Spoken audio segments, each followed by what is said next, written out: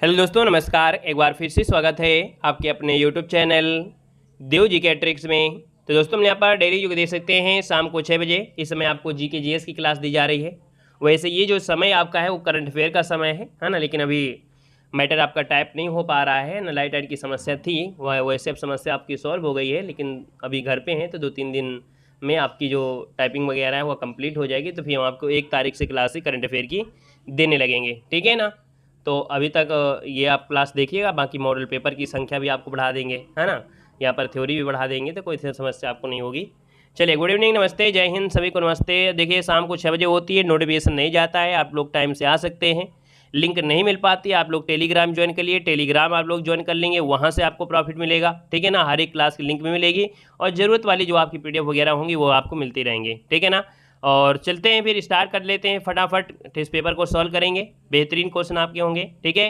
Good evening सभी, good evening, नमस्ते, जय हिंद। तो चलिए फिर स्टार्ट करते हैं। पहला क्वेश्चन आपसे कह रहा है, भारत में ब्रिटिश शासन का बड़े पैमाने पर विस्तार सहायक संधि के माध्यम से हुआ, जो कि गवर्नर जनरल के शासनकाल में शुरू की गई थी। आपसे ये पूछा है कि भैया जो सहायक संधि हुई थी वो किसके समय हुई थी बड़े पैमाने पर। तो आप कहेंगे सर ये हैं आपके लॉर्ड वेलेस्ली, मतलब ऑप्शन जो आपका आ रहा है यहाँ पर सी नंबर है, लॉर्ड वेलेस्ली आपका आंसर है, राइट हो जाएगा, ठीक है ना। और अगर पूछे भैया कि डलहौजी ने क्या किया था, तो डलहौजी ने राज्य हड़प नीति को यहाँ पर अपनाया था, दोस्तों याद रखिएगा, है ना। तो आप समझ जाएगा, यहाँ पर सी नंबर है। यहाँ पर आगे बढ़ते हैं, क्वेश्चन आपसे अगला पूछा गया है कि किसने मगध की राजधानी राजगृह से पाटलिपुत्र स्थानांतरित किया था। यहाँ पर जवाब देना है कि किसने मगध की राजधानी राजगृह से पाटलिपुत्र स्थानांतरित की थी। 2 का ऑप्शन क्या हो जाएगा। गजब का क्वेश्चन है, लाजवाब क्वेश्चन है। 2 का ऑप्शन आ रहा है, यहाँ पर किसी का आया है ए नंबर और किसी का आया है यहाँ पर अभी तक आया ही नहीं है। जैसे यहाँ पर आपका जो आंसर है 2 का ऑप्शन डी हो जाएगा। ये है आपके आजाद शत्रु। आजाद शत्रु को दोस्तों याद रखिए कुड़िक भी कहा जाता है। क्या बोलते हैं, आजाद शत्रु को कुड़िक भी कहा जाता है ना। और क्या कहते हैं, या पितृहंता के नाम से भी जाना जाता है। इसने सिंहासन के लिए अपने पिता बिंबिसार की हत्या किया था। और दोस्तों याद रखिए, आजाद शत्रु ने अपनी राजधानी राजगृह से पाटलिपुत्र स्थानांतरित की थी। तो ऑप्शन डी नंबर इसका राइट हो जाएगा। हर एक पॉइंट को आप कुल समझते हुए चलेंगे विधिवत तरीके से। और अगले क्वेश्चन को आते हैं। क्वेश्चन आपसे दिया गया है कि 1662 ईस्वी में पुर्तगाल के राजा ने इंग्लैंड के चार्ल्स द्वितीय को कौन सा भारतीय तटीय शहर दहेज के तौर पर उपहार में दिया था। चलिए जवाब दीजिए, इसका आंसर क्या होगा कि 1662 में पुर्तगाल के राजा ने इंग्लैंड के चार्ल्स द्वितीय को कौन सा भारतीय तटीय शहर दहेज के रूप में उपहार में दिया था। यहाँ पर देख सकते हैं 3 का ऑप्शन लगभग सबका जवाब सही आ रहा है और आपका जवाब बिल्कुल सही है। कौन सा, यहाँ पर मुंबई ऑप्शन राइट हो जाएगा। कौन सा, ए नंबर मुंबई, जिसको ऑप्शन आ रहा है बिल्कुल सही जवाब यहाँ पर राइट हो जाएगा। दोस्तों याद रखिएगा, क्योंकि पुर्तगाल के जो राजा थे उन्होंने कैथरीन का विवाह इंग्लैंड के चार्ल्स द्वितीय से यहाँ पर किया था और दहेज के रूप में बम्बई शहर में दे दिया था। चलिए यहाँ पर आगे बढ़ते हैं। क्वेश्चन आपसे अगला पूछा गया है, कह रहा है फर्रुखाबाद में गंगा नदी के किनारे मुगल घाट का निर्माण बादशाह ने करवाया था। तो ये बताइएगा कौन बादशाह थे जिन्होंने गंगा नदी के किनारे मुगल घाट का निर्माण करवाया। क्वेश्चन नंबर 4 का ऑप्शन देना है, अकबर, औरंगजेब, शाहजहां या जहांगीर। आप कहेंगे सर ये है आपके औरंगजेब। औरंगजेब जो कि ऑप्शन है यहाँ पर बी नंबर है, राइट हो जाएगा। अगर पूछे औरंगजेब की बात करें तो 2-3 पॉइंट बनते हैं कि भैया इनका जो कारनामा था बड़ा खतरनाक था, इसलिए इन्हें जिंदा पीर भी कहते हैं। याद रखिए, जिंदा पीर भी कहते हैं। दूसरी बात दोस्तों याद रखिए, ये आपके दारू, है ना, दारू अर्थात शराब को हाथ तक नहीं लगाते थे, कहा जाता है ऐसा, है ना। और साथ में दोस्तों देखा जाए तो औरंगजेब के समय हिंदू जो आपके इनके दरबार में थे उनकी संख्या भी ज़्यादा थी। कभी कभी क्वेश्चन पूछ लेता है, दिल्ली सल्तनत काल में सबसे ज़्यादा हिंदुओं को जो प्राथमिकता दी गई थी किसके समय, तो सबसे ज़्यादा इन्हीं के दरबार में आपके थे। यहाँ पर आगे बढ़ते हैं। क्वेश्चन आपसे दिया गया है, कह रहा है पानीपत का प्रथम युद्ध निम्नलिखित में से किनके मध्य हुआ था। चलिए जवाब देना है, आंसर इनमें से क्या हो जाएगा। गुड इवनिंग भैया, गुड इवनिंग सभी को, गुड इवनिंग। पानीपत का प्रथम युद्ध निम्नलिखित में से किनके मध्य हुआ था। 5 का ऑप्शन देना है। अब आप कहेंगे सर पानीपत का युद्ध हुआ था ये इब्राहिम लोदी और बाबर के बीच हुआ था। और अगर पूछे कब हुआ था तो आप कहेंगे सर 1526 में हुआ था, लेकिन यहाँ पर एक बात याद आती है क्या, अप्रैल में। कौन सा अप्रैल था, 21 अप्रैल, 21 अप्रैल 1526 को ये लड़ा गया था। और ये युद्ध जो संभवतः है बाबर की महत्वाकांक्षी योजना का यहाँ पर देखा जाए परिणाम था। इस युद्ध में देखा जाए तो भैया जो आपका इब्राहिम लोदी था अफगान का, है ना, और देखा जाए तो इस युद्ध में मैदान में ही लोदी मारा गया था। तो ऑप्शन बनेगा यहाँ पर बी नंबर, सबका जवाब राइट आ जाएगा। नमस्ते गुरुजी, नमस्ते भैया, नमस्ते। अगला देखो दिया गया है, कह रहा है निम्नलिखित में से कौन सा कथन सही दिया गया है। क्वेश्चन को समझते हुए चलेंगे, कह रहा है कौन सा कथन सही दिया गया है, 6 नंबर का ऑप्शन देना है। तो चलिए पहला पॉइंट है कि प्रधानमंत्री केंद्रीय परिषद के मंत्रियों द्वारा राज्य के राज्यपाल की नियुक्ति की जाती है। देखिए पहला पॉइंट गलत दिया है भैया, राज्यपाल की नियुक्ति राष्ट्रपति के द्वारा करते हैं, जो कि देखिए कोई ना कोई ऑप्शन दिख रहा होगा। यहाँ पर देखिए भारत के राष्ट्रपति द्वारा राज्य के राज्यपाल की नियुक्ति की जाती है। तो आपका जो आंसर आया यहाँ पर क्या आया, आपने कहा सर सी नंबर यहाँ पर राइट हो गया है, सी नंबर बन जाएगा। यहाँ पर आगे बढ़ते हैं, क्वेश्चन आपसे दिया गया है कि 1857 के प्रथम स्वतंत्रता संग्राम में भोपाल के किस वीर ने बहादुरीपूर्ण मुख्य संघर्ष पर बलिदान दिया था। दोस्तों यहाँ पर देखिए ऑप्शन जो बनेगा इनमें से क्या होगा, तो यहाँ पर ऑप्शन बनेगा ए नंबर, इनका नाम है फाजिल मोहम्मद खान। क्या नाम है, फाजिल मोहम्मद खान। दोस्तों याद रखिएगा कि मुख्य विद्रोह में भाग लिया और अपने प्राणों की आहुति यहाँ पर दे दिया था, जो कि 1857 की क्रांति में भोपाल की तरफ से यहाँ पर थे। दोस्तों यहाँ पर आगे बढ़ते हैं, क्वेश्चन दिया गया है कि भारत की संसद द्वारा हिंदू विवाह अधिनियम कब लागू किया गया था। ने बताइएगा कि भारत की संसद द्वारा हिंदू विवाह अधिनियम कब लागू किया गया था। हिंदू विवाह अधिनियम, अब आप कहेंगे सर अधिकार अधिनियम था, है ना, हिंदू विवाह अधिनियम, जो कि देखा जाए यहाँ पर क्या हो जाएगा। चलिए बी नंबर बिल्कुल सही है। यहाँ पर देखिए 1955 जैसा ऑप्शन आ रहा है, 1955 बिल्कुल सही जवाब यहाँ पर राइट हो जाएगा, याद रखिएगा, ठीक है ना। यहाँ पर दोस्तों आगे बढ़ते हैं, क्वेश्चन आपसे दिया गया है, कह रहा है दिसंबर 1916 में दोनों पक्षों के संयुक्त सत्र में संधि भारतीय राष्ट्रीय कांग्रेस और मुस्लिम लीग के बीच एक समझौता हुआ था। कुल मिला के देखा जाए तो दिसंबर 1916 में एक समझौता हुआ था मुस्लिम लीग और आपके यहाँ पर कांग्रेस, अर्थात जो नरम दल था और गरम दल के बीच में। और ये अधिवेशन हुआ था आपके लखनऊ में। कहाँ हुआ था, लखनऊ में। और लखनऊ में दोस्तों अगर आपसे पूछ लिया जाए कि लखनऊ में जो अध्यक्षता किया था वो किसने किया था, क्या जितने लोग जुड़े हैं क्या ये बता सकते हैं कि लखनऊ में जो आपका अधिवेशन हुआ था उसमें अध्यक्षता जो किया था वो किसने किया था। यहाँ पर आंसर देना है, क्या इसका आंसर राइट हो सकता है साथियों, यहाँ पर जवाब देना है, आंसर इनमें से राइट क्या हो जाएगा। चलिए जल्दी से कमेंट करें। अंबिका बिल्कुल सही है। यहाँ पर दोस्तों देख सकते हैं अंबिका मजूमदार थे। दोस्तों याद रखिएगा, अगर आपसे पूछें कि भैया जो गरम दल और नरम दल था ये अलग कब हुआ था, तो भैया अलग हुआ था कब, ये हुआ था 1907 में। और 1907 में हमने बताया था सासे सूरत, है ना, तो सूरत अधिवेशन में ये अलग हुए थे। Very good. अगला क्वेश्चन बताइएगा, कह रहे हैं बंगाल का विभाजन 1905 में ब्रिटिश वायसराय द्वारा किया गया था। देख सकते हैं क्वेश्चन आपको ऐसे ही मॉडल पेपर में देखने को यहाँ पर मिलते भी हैं। तो चलिए जवाब देना है। अब आप कहेंगे सर यहाँ पर देखा जाए तो ऑप्शन जो आपका आ गया है बी नंबर, यहाँ पर करजन जो ऑप्शन आया है बी नंबर करजन, आपका जवाब यहाँ पर राइट हो जाएगा। दोस्तों याद रखिएगा, ठीक है ना। यहाँ पर आगे बढ़ते हैं, क्वेश्चन आपसे दिया गया है, कह रहा है अफ्रीका महाद्वीप का सबसे अधिक आबादी वाला देश निम्नलिखित में से कौन सा है। चलिए यहाँ पर जवाब देना है कि अफ्रीका महाद्वीप का सबसे अधिक आबादी वाला देश निम्नलिखित में से कौन सा है। आप कहेंगे सर अफ्रीका में देखा जाए तो ये है आपका कौन, नाइजीरिया है या अल्जीरिया है। चलिए तो यहाँ पर आप कहेंगे सर नाइजीरिया दिया गया है ना, यहाँ पर जो ऑप्शन दिया है नाइजीरिया, तो हमने ऑप्शन को लगा दिया बी नंबर, नाइजीरिया आपका यहाँ पर जो ऑप्शन है वो आपका राइट हो जाएगा। और क्षेत्रफल की दृष्टि से अफ्रीका में जो अल्जीरिया है वो सबसे बड़ा देश है। क्षेत्रफल के हिसाब से जो अल्जीरिया है वो सबसे बड़ा देश है। दोस्तों याद रखिएगा, ठीक है। यहाँ पर आगे बढ़ते हैं, क्वेश्चन आपसे दिया गया है, कह रहा है उत्तरी अमेरिका के निम्नलिखित देशों में से कौन से देश में वन भूमि का क्षेत्र उसके कुल भूमि क्षेत्र के प्रतिशत के रूप में उत्तरी अमेरिका में सबसे अधिक है। अब देखिए यहाँ पर समझिएगा कि भैया उत्तरी अमेरिका में कह रहा है, तो उत्तरी अमेरिका में जो आपका कनाडा है ना, अब आप देख सकते हैं जो कनाडा है, कनाडा देश में वन भूमि का जो क्षेत्र है उसके कुल भूमि क्षेत्र के प्रतिशत के रूप में सर्वाधिक है। तो ऑप्शन जिसका आएगा बी नंबर यहाँ पर राइट हो जाएगा साथियों, है ना, क्लियर है। चलिए भैया क्लास में सभी लोग पढ़िए, है ना, सबके लिए होते हैं। हमने बताया है कि हमारी क्लास में डांट जरूर देते हैं, ऐसा नहीं कि हमारे अंदर दिल नहीं है।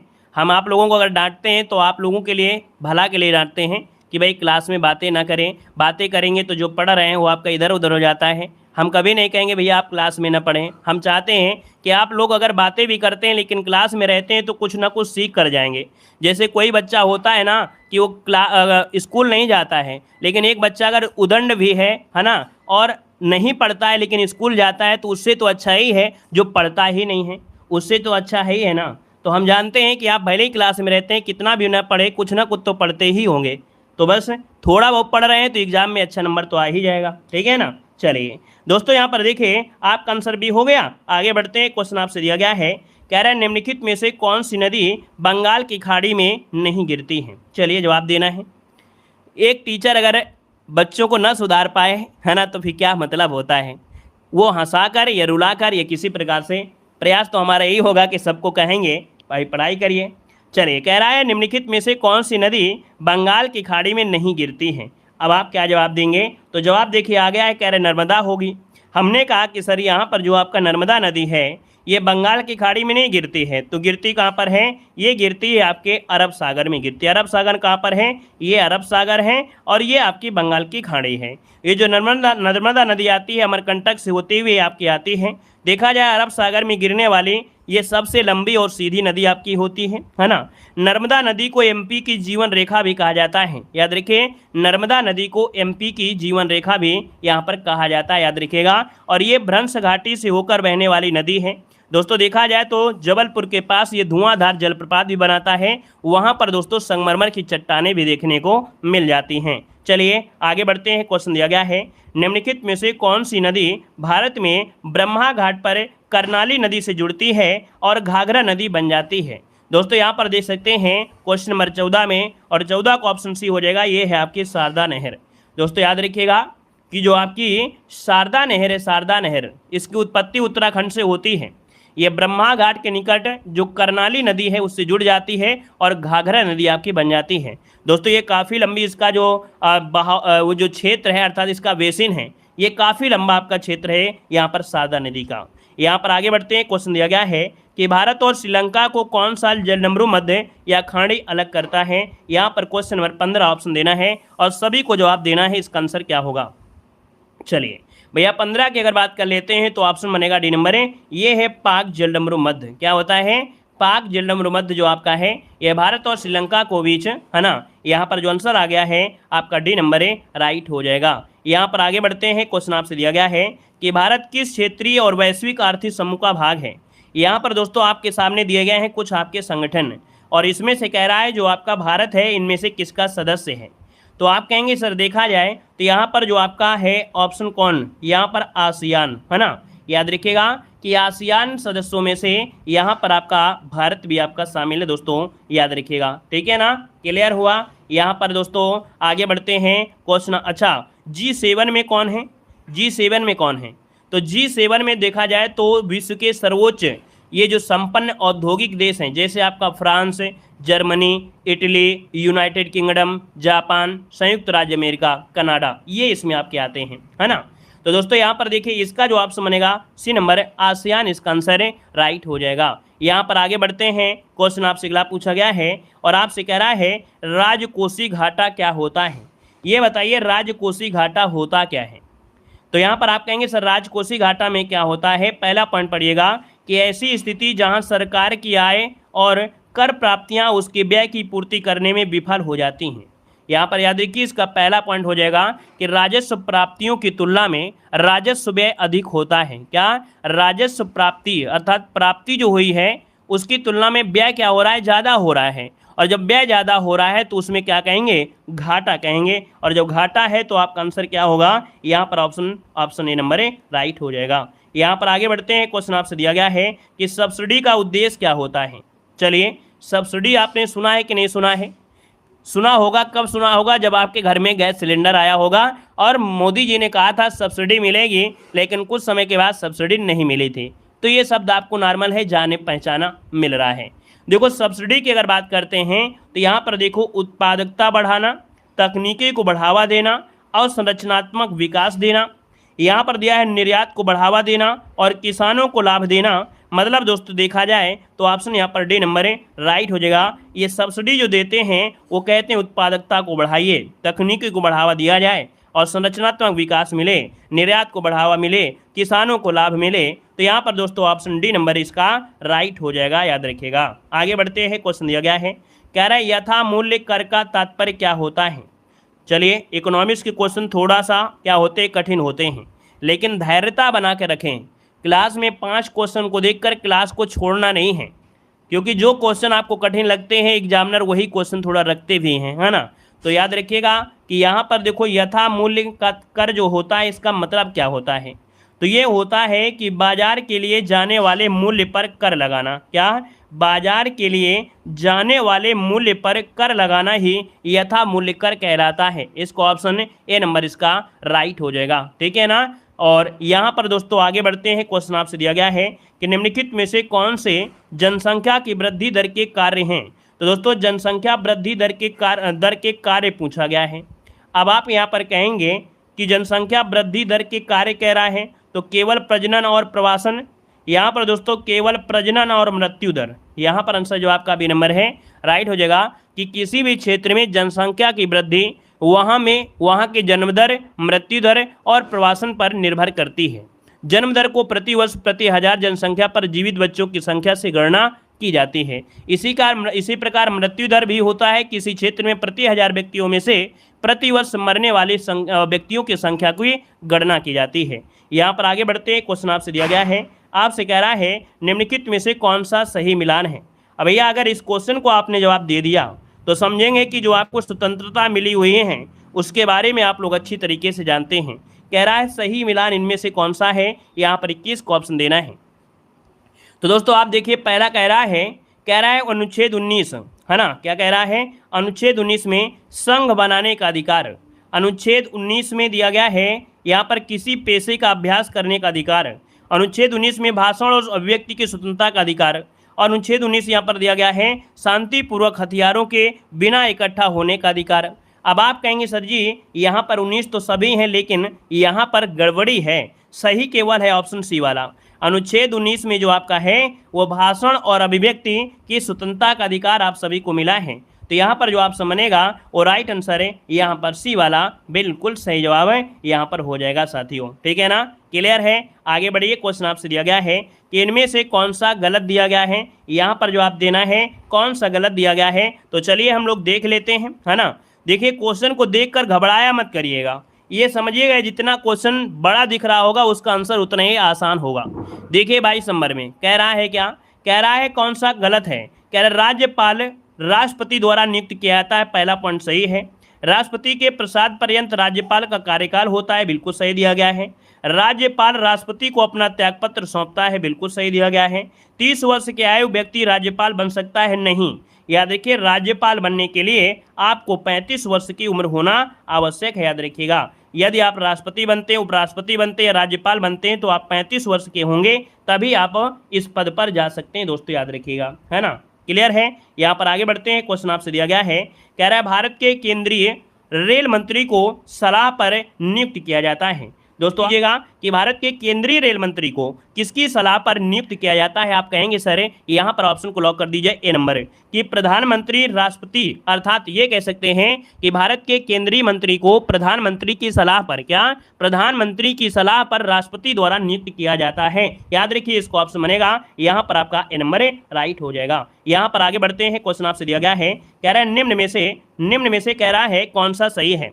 चलिए भैया राधे राधे राधे राधे। कह रहे हैं निम्न में से कौन सा सही है। देखने में तो बड़ा लग रहा है लेकिन बहुत ही आसान होगा, बस पूरे ऑप्शन देखिए। कह रहा है जाकिर हुसैन भारत के पहले मुस्लिम राष्ट्रपति थे, और सही पूछा है और हमका पहला आंसर बिल्कुल राइट हो गया है। यही इसका पहला ही आंसर बिल्कुल राइट है, अदर तो आपका गलत है, क्योंकि यहाँ पर मालूम है कि जाकिर हुसैन भारत के पहले मुस्लिम राष्ट्रपति थे। तो हमने ऑप्शन ए को देखा और हमने यहाँ पर ध्यान नहीं देना है। चलिए यहाँ पर अगर 2 होंगे भी सही तो भैया फिर आपको 1 नंबर तो मिलना है, वो हाईकोर्ट जाकर मिलेगा। यहाँ पर आगे बढ़िए। क्वेश्चन दिया गया है, कह रहा है भारत के संविधान का निम्नलिखित में से कौन सा भाग नागरिकता से संबंधित है। अब आप ये बताइए कि आपसे पूछा है नागरिकता और नागरिकता दे दिया है, तो आप कहेंगे सर नागरिकता देखा जाए तो आपके आर्टिकल नंबर 5 से लेकर, कितने, आर्टिकल नंबर 5 से लेकर 11 तक आपकी नागरिकता है। हमने आपको पॉलिटी पढ़ाया है, और पॉलिटी पढ़ाया है तो आपको मालूम है कि हर एक क्वेश्चन आप लोग सॉल्व कर सकते हैं, चाहे कैसा भी क्वेश्चन आपका हो।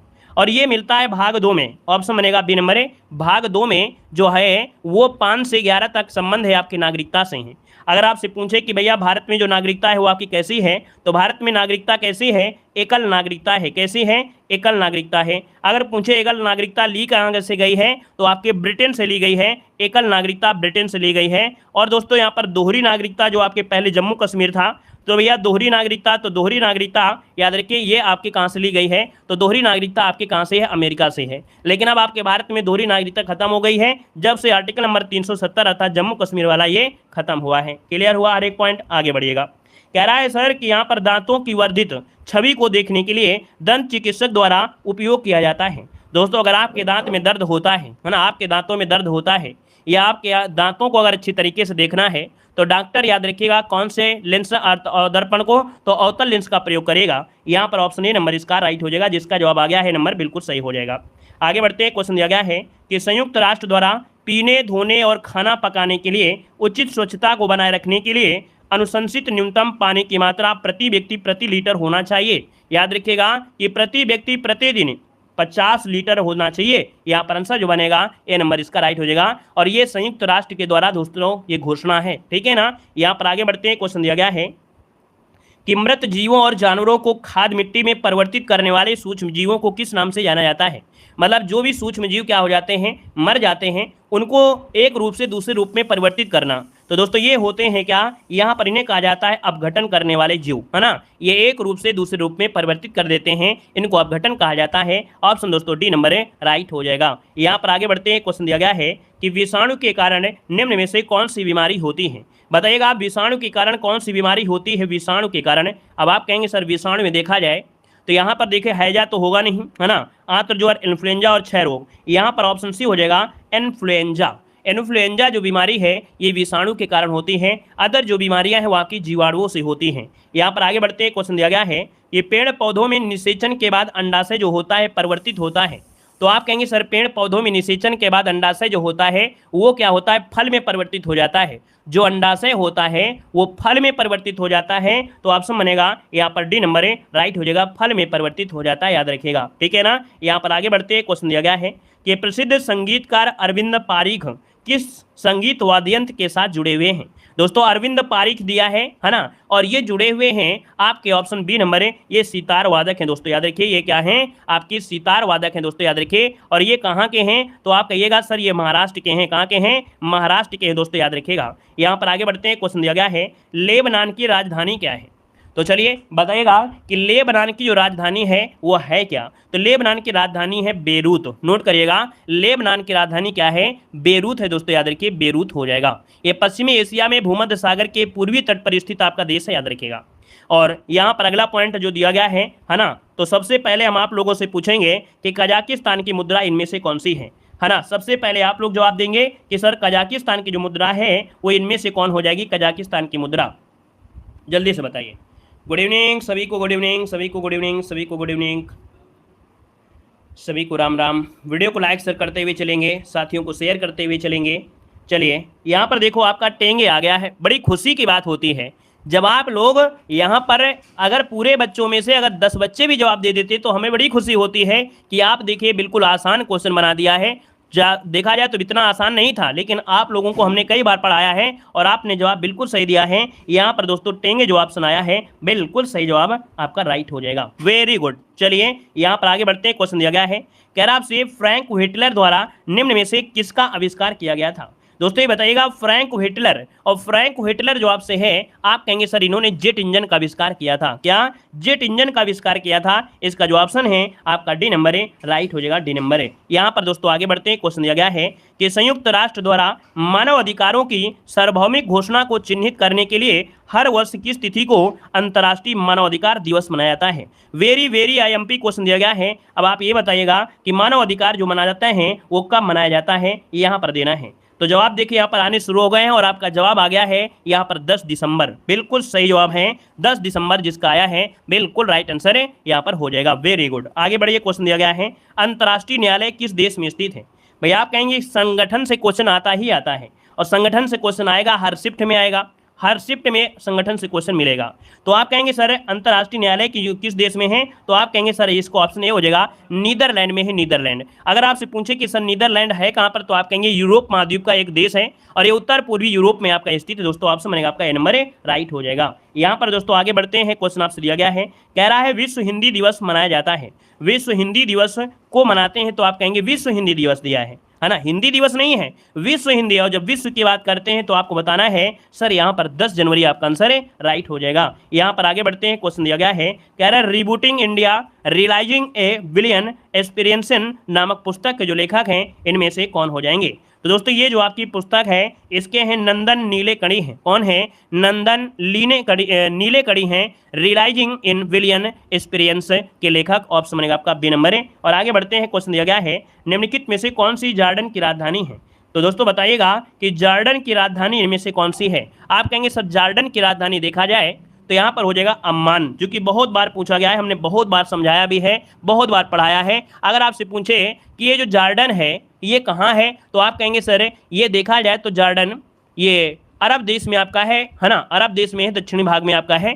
तो यहाँ पर आंसर आपका बनेगा डी नंबर है। और अगले क्वेश्चन को आते हैं, क्वेश्चन दिया गया है निम्नलिखित में से कौन सी मंगोलिया की मुद्रा है।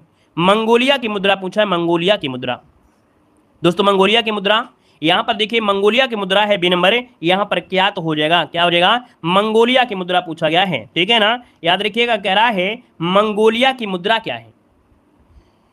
चलिए क्या तो होगा, नहीं भैया क्या तो नहीं होगा, है ना, क्या तो नहीं होगा, क्योंकि यहाँ पर ऑप्शन गड़बड़ हो गया है, सी ऊपर लिखा है बी नीचे लिखा है, तो गड़बड़ यहीं से हो गया है। देखिए आपका तोग रोग हो जाएगा, क्या हो जाएगा, तोग रोग जो आपका दिया है तोग रोग, ये इसकी क्या है, मुद्रा है। दोस्तों याद रखिएगा, तो ऑप्शन क्या लगाएंगे, यहाँ पर तोग रोग लगाएंगे कि मंगोलिया की मुद्रा है तोग रोग, इसका आंसर है, राइट हो जाएगा। या आप ये कह सकते हैं मंगोलियन तुर्की, क्या बोल सकते हैं, मंगोलिया की मुद्रा बोल सकते हैं, मंगोलियन तुर्की बोल सकते हैं, मंगोलियन तुर्की बोल सकते हैं, याद रखिएगा। यहाँ पर आगे बढ़ते हैं, क्वेश्चन दिया गया है निम्नलिखित में से कौन सी प्रथम महिला वकील हैं जो सीधे वकील संघ से सर्वोच्च न्यायालय की न्यायाधीश बन गई। देखिए कितना अच्छा क्वेश्चन है ये दोस्तों। यहाँ पर देखिए भारत की प्रथम महिला वकील हैं और ये सीधे वकील संघ से देखा जाए तो सर्वोच्च न्यायालय की न्यायाधीश बन गई हैं। तो दोस्तों यहाँ पर देखिए ऑप्शन बनेगा, यहाँ पर दोस्तों ऑप्शन बी हो जाएगा, ये है आपकी इंदु मल्होत्रा, ठीक है। इंदु मल्होत्रा एक भारतीय न्यायाधीश और वर्तमान भारत में देखा जाए कि भारत में उच्च न्यायालय की संख्या 25 है ना। और दोस्तों यहाँ पर देखा जाए इन्होंने जो शपथ ग्रहण किया था वो 2018 में शपथ ग्रहण किया था, है ना। तो यहाँ पर आंसर आपका बी नंबर है, राइट हो जाएगा। आगे बढ़ते हैं, क्वेश्चन आपसे दिया गया है कि उत्तरी ध्रुव पर पहुंचने वाला प्रथम मानव कौन सा है। ये जीके की क्लास अगर आप डेली देखते हैं तो यकीनन है कि इतने बेहतर क्वेश्चन हम लेके आते हैं, हर एक टॉपिक को, हर एक क्षेत्र को कवर करते हैं, जो कि आपके एग्जाम में क्वेश्चन आपको सेम टू सेम देखने को यहाँ पर मिल सकते हैं, ठीक है ना। नमस्ते भाई नमस्ते। यहाँ पर देखो दिया गया है उत्तरी ध्रुव पर पहुंचने वाला प्रथम मानव इनमें से कौन था।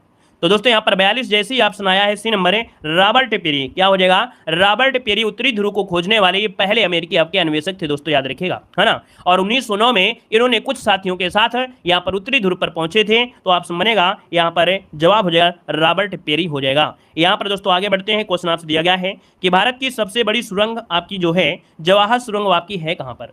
तो बताइएगा जवाहर सुरंग जो आपको मिलेगी कहां पर मिलेगी, तो भैया कश्मीर में स्थित एक सड़क सुरंग है, बनिहाल सुरंग के नाम से भी जानी जाती है। सुरंग जो आपके श्रीनगर से जम्मू कश्मीर होते हुए पूरे वर्ष के दौरान ये सड़क यातायात की सुविधा के लिए जानी जाती है। तो जम्मू कश्मीर आपका ऑप्शन राइट हो जाएगा। यहाँ पर आगे बढ़ते हैं, क्वेश्चन आपसे दिया गया है, कह रहे चंडीगढ़ के रॉक गार्डन के सृजनकर्ता कौन है।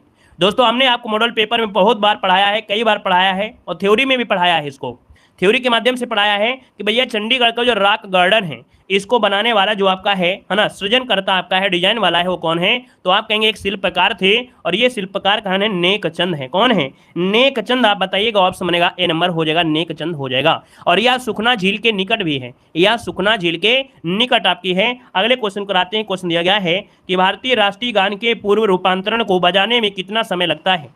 यहाँ पर दोस्तों बताइएगा कि आप कहेंगे सर ये देखा जाए तो बिल्कुल इजी है, आप जानते हैं कि यहाँ पर 52 सेकंड का समय लगता है। लेकिन आपको इतना आसान क्वेश्चन नहीं आपको पढ़ना है, आपको ये पढ़ना है कि इसकी रचना किसने की थी। तो आप कहेंगे सर रविन्द्रनाथ टैगोर ने किया था। अगर पूछे जनगण मन के रूप में ये गीत जो पहली बार लिखा गया था, है ना, ये 11 दिसंबर 1911 को लिखा गया था और सर्वप्रथम भारतीय राष्ट्रीय कांग्रेस के कलकत्ता अधिवेशन में 28 दिसंबर को, ठीक है, लिखा गया था। 11 दिसंबर 1911 को याद रखिएगा कि लिखा गया था 11 दिसंबर 1911 को लिखा 1911 को लिखा गया था, 11 दिसंबर 1911 को लिखा गया था, लेकिन गाया गया था ये 28 दिसंबर 1911 को कलकत्ता अधिवेशन में। ठीक है, यहां पर आगे बढ़ते हैं। क्वेश्चन दिया गया है सियाचिन हिमनद जो स्थित है वो आपकी किस श्रेणी में है? सियाचिन हिमनद पूछा गया है। अब आप कहेंगे सियाचिन ग्लेशियर ये हिमालय के पूर्वी भाग में काराकोरम रेंज में लगभग आपका स्थित है।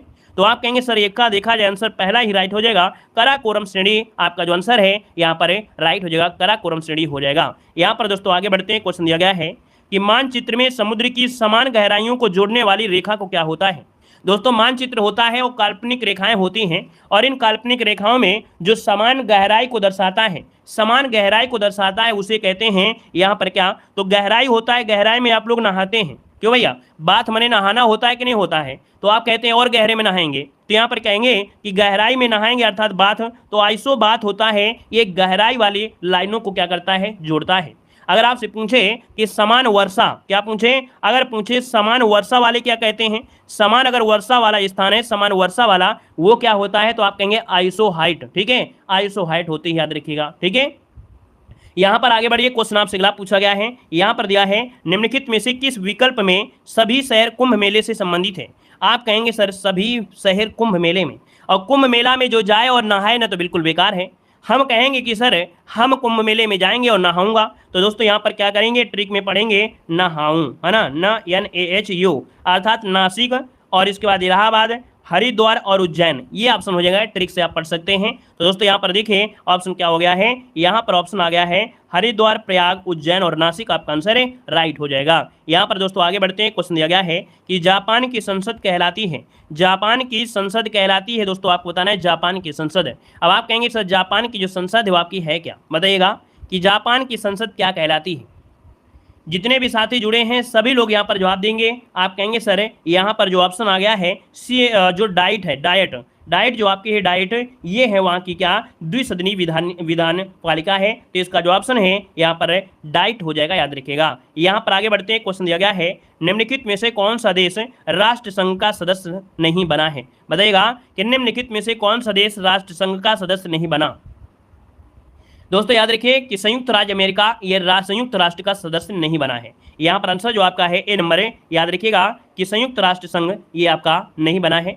देखा जाए संयुक्त राष्ट्र का मुख्यालय तो आपकी जिनेवा में, जो कि स्विट्जरलैंड में है ना। और इस संगठन का मुख्य उद्देश्य यह है कि जो प्रथम विश्व युद्ध के बाद संसार के सभी देशों में शांति कायम रहे, इसके लिए आपका है। तो यहाँ पर जो आंसर है वो आपका बनेगा ए नंबर, इसका राइट हो जाएगा दोस्तों, ए नंबर बन जाएगा। ठीक है ना, देख सकते हैं ये क्लास आपकी कंप्लीट होती है, जो कि ज़बरदस्त तरीके की आपकी क्लास रही है। बेहतर आपके क्वेश्चन रहे, और हमने कहा डेली आपको जुड़ना है, शाम को 6 बजे जुड़ना है। ये हम आपको 6 बजे इस समय दे रहे हैं, तो आप लोग डेली शाम को 6 बजे जुड़ेंगे तो आपको यहाँ पर GK GS में जो आपका सिलेबस है हिस्ट्री, पॉलिटी, ज्योग्राफी, यानी 50 नंबर वाली ये क्लास होती है, तो आप लोगों को डेली जुड़ना है। ठीक है ना, क्लियर है? वीडियो अच्छा लगा है तो एक बार लाइक करिएगा, और पहली बार जुड़े तो चैनल को सब्सक्राइब कर लीजिएगा। चलिए मिलते हैं एक नए सेशन में। धन्यवाद सभी को, जय हिंद, वंदे मातरम।